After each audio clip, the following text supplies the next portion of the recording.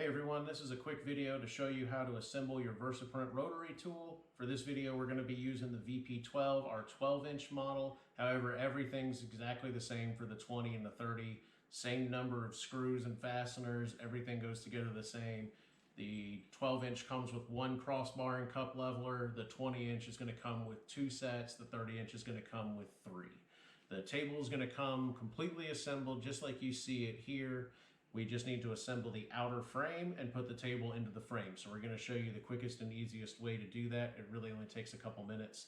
One thing we do want to point out real quick is our new quick removal system for the rollers. If you need to change O-rings, add O-rings, if you need to change the size of the drive O-ring just based on what you're printing, if it's something super wide, you might want one that's a little bit longer. Those are included, as well as some shorter ones.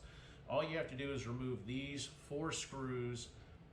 This assembly slides up out of the table and the rollers just pull out of the bearings, and you can have access to all your O-rings and everything.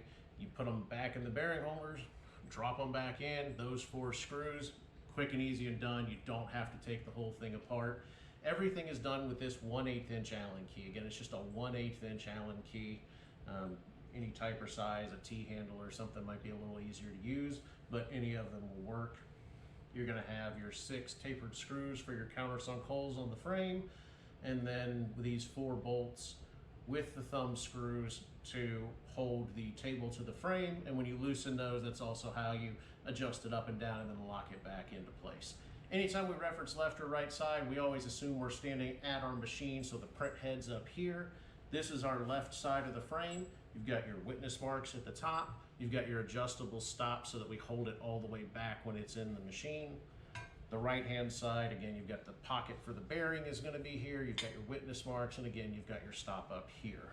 Our backing plate on the back side has the countersunk holes for those tapered screws. The important part is the V always needs to face down. There is a spacing issue here, so this does matter. You want it to be a V, you want it to be pointing down.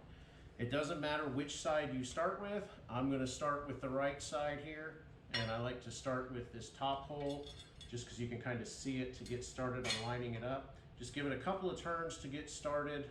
You want to leave it loose so that you can get the rest of your screws started here before you tighten it down. So once all 3 are started, you can go ahead and snug down this side. So we're almost there.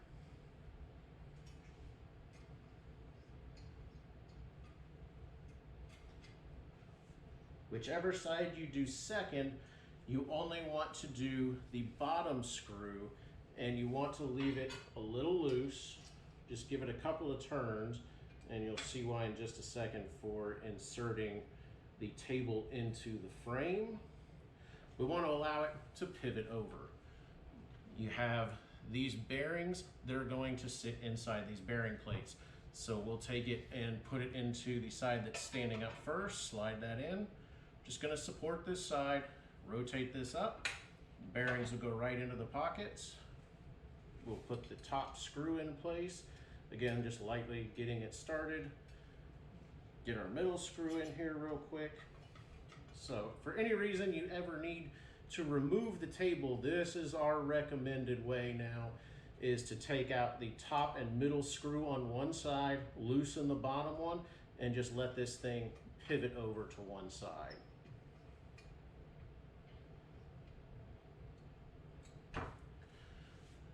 So this floats nice and free, but to be able to adjust it, we need these to lock it in place. So just line these bolt holes, line the heads up with the slots so they go all the way through. There's just 2 on each side.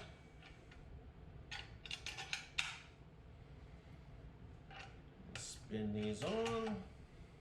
And again, they don't need to be super tight, just snug.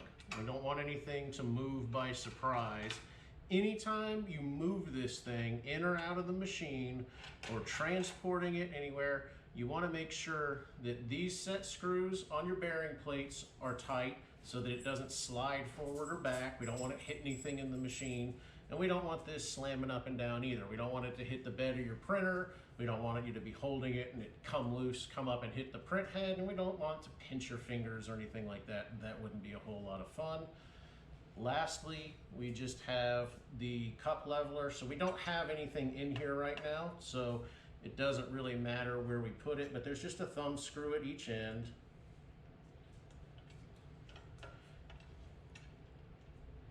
And then you'll see, even between the holes, you've got the slot so that you have all the adjustability in the world depending on what you want to put in there.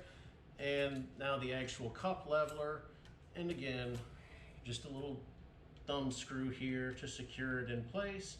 And you would want this to be centered on the object that you're printing, whether it's the base of your cup, so that it doesn't wobble side to side or anything like that. You would want it to be in the middle here. So again, I'm not locking them down for demonstration purposes. If you need to transport this, again, please make sure everything's locked in place. Use the handles here at the rear. You can use the actual back plate. You can use the front and rear rail of the table, but please don't pick it up by the rollers. That's really not a good place to pick it up from. Pretty much anywhere but this or the cup leveler would be a much better idea.